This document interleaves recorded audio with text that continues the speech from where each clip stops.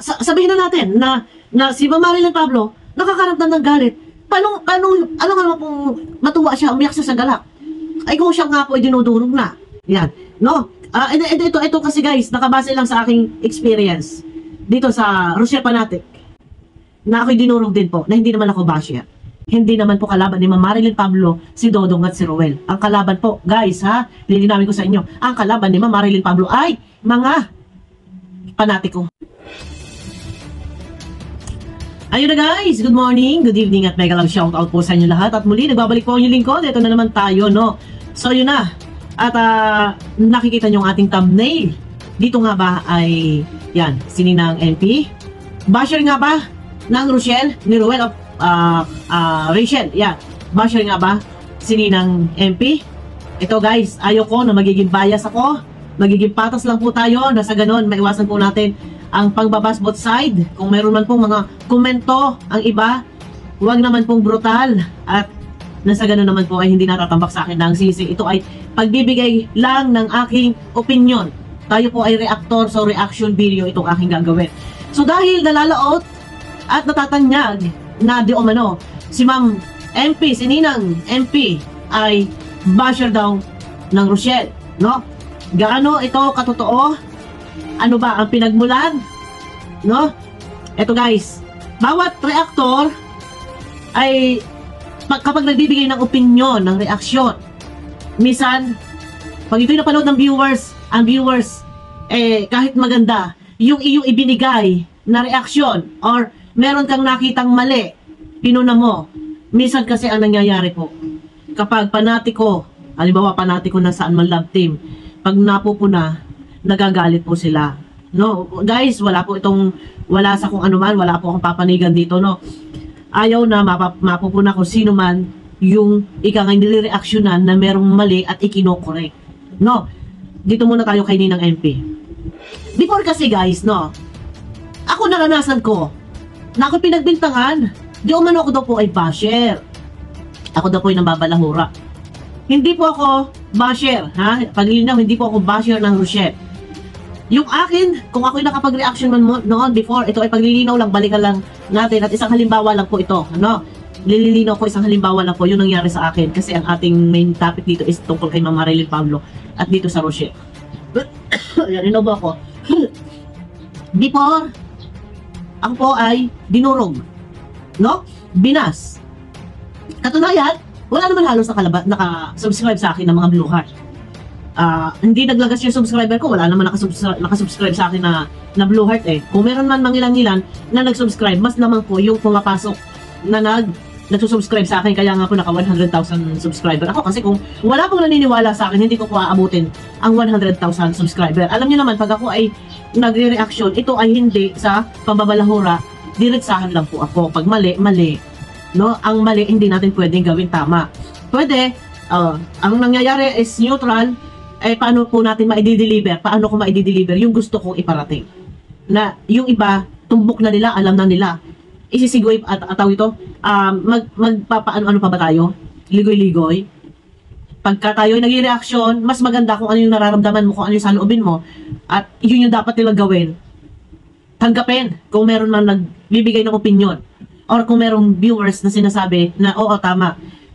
Namnamin at i-apply sa sarili, yun lang po. Before, ako po ay nabas. Sobra. Pero wala akong pakialam. Kasi mas makapangyarihan ako kasi ako yung nandito. Ako yung host. Ako yung sasalita. Pinanonood nila ako. Makikita ko, may revenue ako. Before, binas ako. Basher daw ako. Hindi ako basher. Kasi, ito, saan ba nagmula yung kay Ma'am Marilyn Pablo? And yung sa akin before, saan ba nagmula yung sa akin before? Dapat ninanamnam ng viewers, no? Ito, sa lahat, no? Lahat. Wala tayo dito, no? Ito, ikikwento ko lang. Hindi ako basher. Alam nyo kung bakit lang ako? Kung bakit dumami yung aking basher nun? Na ito ay mga dayuhan yung mga panatiko? Na trigger. Dahil sa umano, tulala. Sa kawalan, tulala sa langit, tulala sa lupa, tulala sa hangin. Wala naman. Wala namang tulala. Diba? Kaya ang hamon ko nun. Eto, napapag-usapan lang kay Kuya Brox. Ilabas mo kung sino kung nasaan yung video na sinasabing tulala. Kailangan may proof para maniwala. So, nag-reaction ako doon.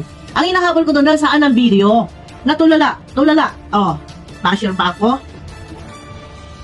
Eh, nanonood ako? Nakikita ko yung galawan. Ay, tulala sa langit. Tulala sa lupa, tulala sa kawalan. Nasaan? May hamon ako, nasaan yung tulala? Yun. Hindi ako nang babas. So, nagkaroon ako ng basher. Di umano, ay si Popel, basher. Hindi ako basher. Kapag meron akong ipinaglalaban, doon sa katotohanan. Ito na lang kay Mama Marilyn Pablo. No? Same yung nangyari sa akin. Ang nangyari, ang mga panatiko ang nakikipaglaban. Hanggang sa natitrigger na. Siyempre, alam nga naman kami. Okay, bow. Alam nga naman magbaw. Bow. Opo. Siya nga po. Tama po. Ano, gano'n na lang. Meron kang gustong ipaglaban. Pero, kinukontra ng mga panatiko. Yun po yun. Ganun po yung nangyari sa akin noon. Kinukontra ng mga panatiko at palalabasing basher ka. Kasi kung halimbawa kay Mama Marilyn Pablo, may nabasa ko mga comment ni Mama Marilyn Pablo, hindi ko pwede dito si Mama Marilyn Pablo silipin. Kasi kung nalalaban yung mga panatiko sa kanya, syempre, lalong mabubuisit. Lalong maaasar. Si Nina, lalong maaasar, syempre. Ganyan na lang ginawa sa akin eh. Kahit wala naman nakasubscribe sa akin ng mga panatiko noon. Kasi mga solid viewers ng Kalingap yung nakasubscribe sa akin. Pero nadayo sila sa akin, nanonood. No, inaaway nila ako. Kung saan may live, binabas nila ako doon, dinodurog ako. Ang akin lang dito, pinupunto, yung kay Mama Marilyn Pablo natitrigger at sinusugod siya ng mga panatiko sa live. Naghahaba. Sana minsan yung mga panatiko maghihina-hinay. Ano po? Sana yung mga panatiko minsan maghihina-hinay po tayo. Kasi kung nagmamahal po kayo sa inyong mga iniidolo, minsan, konting alalay lang po. Kasi, the more na, papatulan ninyo yung konting comment. Natitrigger po kasi, kaya nakakapag-comment ng ganon. Kung sino man yung ibang reactor dyan. Kasi dahil ang kalaban ay hindi po ang maglangga at ang kalaban po ay mga panatiko. No? Yung mga viewers po. Yun po yung kalaban. Kaya natitrigger. Kaya, minsan, syempre, magpakabait-bait ang isang tao. Meron po kasi kasabihan na kapag puno na po yung salok, ay syempre, kailangan may palisin. Kasi, lagay ka ng lagay, aapo at aapo po yan. No, ganun din po sa atin, magpakahaba-haba yung ating pasensya. Pag ikaw na dinudurog ka na ng mga panatiko, alam ka namang magpaapak-apak ka na, syempre kahit paano, didepensa ka sa sarili mo. Ganyan, sa pagdepensa mo sa sarili mo, masasagi. Mapapag-usapan at mapapag-usapan. Yung love team, no? Mapapag-usapan at mapapag-usapan. So, yung nandun, sa comment section, yung mga panatiko, nalalaban.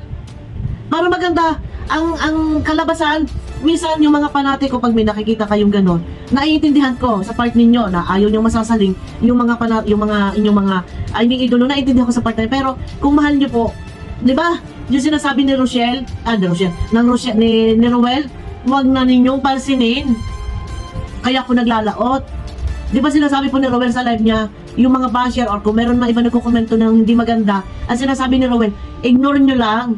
Huwag na ninyong pansinin. Kasi the more na pinapansin nyo, lalo po na natitrigger at lalo syempre makakaramdam po ng inis yung tao. Yung halimbawa po kay Ninang Marilyn Pablo, yung di umano nga ay yung comment. Guys, hindi ako kumakampi kay Ma'am Marilyn Pablo, no. Ito ay doon lang based sa experience ko po na ako ay binas na na-trigger lang kasi ganito, inaaway din ako ng mga panatiko. Ay kung itinuloy-tuloy ko yun, ay panalo po ako dahil kahit hindi ko sila bash, kahit hindi ko sila subscriber, sila po ay nadayo sa akin at nanonood. No? Yun nga, pero sa akin lang, ay sana hinay-hinay yung mga panatiko na sa gano'n naman, ay kung talagang mahal ninyo ang maglangga, iingatan ninyo na kayo makakasakit din ng damdamin. Hindi naman po lahat, may mga lang nila na talagang nalalaban sila, nagagalit sila, ayaw nilang masasaling yung kanilang mga iniidolo. Pero ang sinasabi nga po ni Roel, wag na ninyong pansinin kung meron man na ganon na nagko-comment nagsasabi na kung ano-ano. Isaalang-alang po ninyo kung mahal ninyo ang Rochelle, ignore lang ninyo kasi titigil din po yan. The more na pinapansin, lalo pong lumalala, lalong hindi nagkakaunawaan, hindi nagkakaintindihan. ito eh, dinanas ko yan eh. Dinudurog nila ako. Binabas nila ako. O kung ano-ano sinasabi. Yung mga viewers niya, kung ano-ano sinasabi. So ngayon, ay, ano po kalalabasan? Gulo. So, eto ha, baka naman sabihin ninyo. Siguro, kay Ma'am Marilyn Pablo, mega lang shout out kay Ninang, no? Siguro, para sa akin, hayaan mo na lang din. Yung mga panatiko na nandiyan, kung minsan nasa live ka or nasa comment ka ng iba, huwag mo na lang din siguro pansinin. Iwas ka na lang din na sa ganon, hindi na humaba at hindi sa iyo lahat nabubunto na sisi, sasabihin pa-share ka. Ayun ang mahirap nga po, kahit minsan nado ka sa punto yung pinaglalaban mo. Kagaya, yung ngayon, may pinaglalaban ka na ganito ganyan, yung kagaya nung noon, yung sa kiliga noon. Kahit may pinaglalaban ka, minsan kasi talaga, mahirap i-absorb ng mga panatiko yung katotohanan. Nabubulag sila, bulag at pipi sa katotohanan. Alam nila na mali, pero dahil nga na idol nila, ayaw masasaling, ayaw mapapag-usapan, pero nagkaroon pa ng reactor nga, no? Di ba? Nagkaroon nga ng reactor. Kung ayaw lang di marireaksyonan, no? Kung ayaw marireaksyonan, siyempre, ito lang, para sa akin, siyempre, hindi gawin natin privado yung ating buhay. Pero ito na, no? At doon kay Ingrata, may nagko-comment doon na sa Marilyn TV. Tapos, ang sabi niya ay totoo naman, anak ng pobre, ano ba yun? Tama ba yun? Anak ng pobre yung comment. Eto guys, yan, nandiyan yung screenshot. Dito, no? Ito, fake account to. Kasi nakausap ko si Sel kagabi at si Ma'am Marilyn Pablo daw po ay nag-chat kay Sel. At yung nagko-comment na yun ay fake account, no? Sana yung iba lumaban ng patas. Huwag kayong gagawa ng fake account tapos magko-comment na kung ano-ano. Hindi po yung si Ma'am Marilyn Pablo yung nag-comment ng totoo naman daw na anak ng pobre.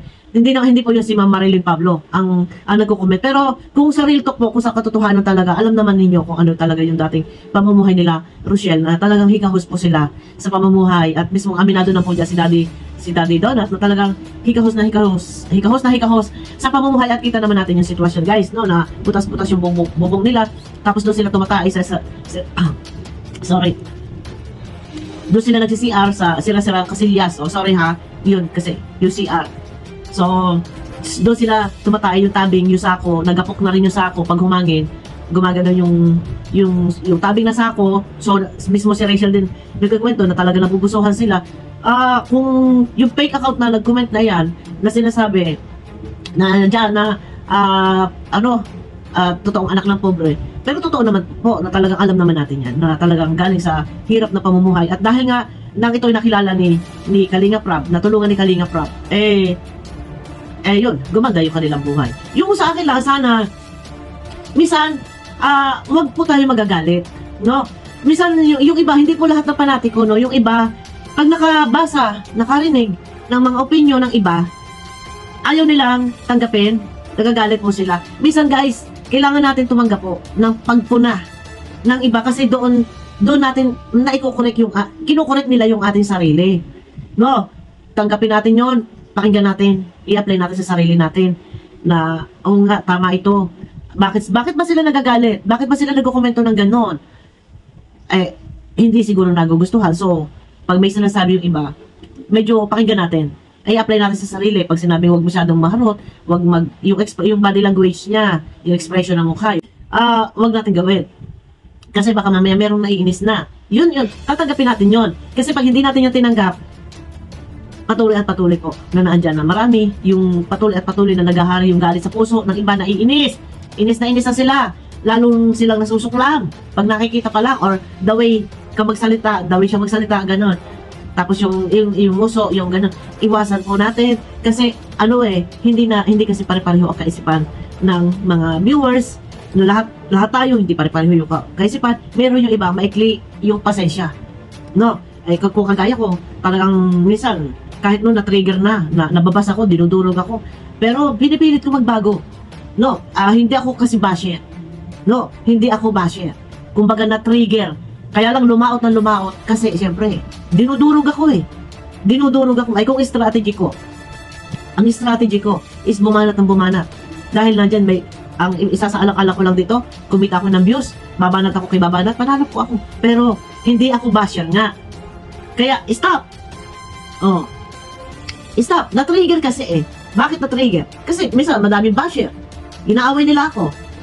Tapos ganito, yung iba, yung kung sino man yung naniniwala na basher ako. O, di ba? Siyempre, ano mararamdaman ko? Ay ba, lalo, pagka gano'n, lalo kong aasarin. O, pero tapos na yan, nangyari na yan. Isang halimbawa lang po na kung bakit si Ma'am Marilyn Pablo ay hindi pa rin, sabihin na natin na si Ma'am Marilyn Pablo nakakaramdam ng galit. Paano, alam nga naman pong matuwa siya, umiyak siya sa galak. Ay kung siya nga po ay dinudurog na. Yan. No? Ito kasi guys, nakabase lang sa aking experience. Dito sa Rochelle Fanatic. Na ako'y dinurog din po, na hindi naman ako basher. No? Ito yung sinasabi ko, wag ganon to. Nagagalit sila. Ano daw pakialam ko? Wala akong pakialam. Pero, yun nga, Kalingap reactor lahat. Dahil si Rowel ay Kalingap, saklaw ko iyan. Sako po ng Kalingap. Hindi porkit pinuna ay basher na. Pinuna, ikinokorek, or yun nga, dahil magpapauli-uli tayo guys, na para tayo sila plaka. Nag-umpisa din sana trigger nga, sinasabing na itulala kasalanan ng negative na reactor. Mayroon daw negative na reactor at may positive na reactor.